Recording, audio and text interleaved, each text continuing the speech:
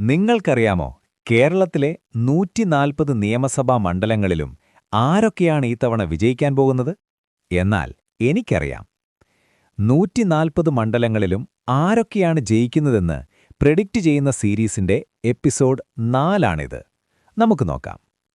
മണ്ഡലം പേരാവൂർ.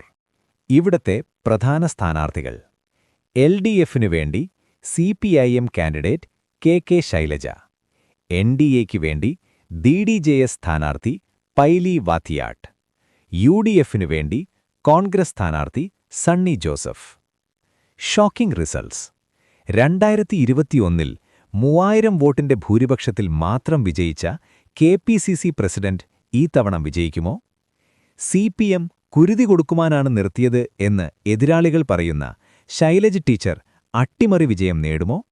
നോ.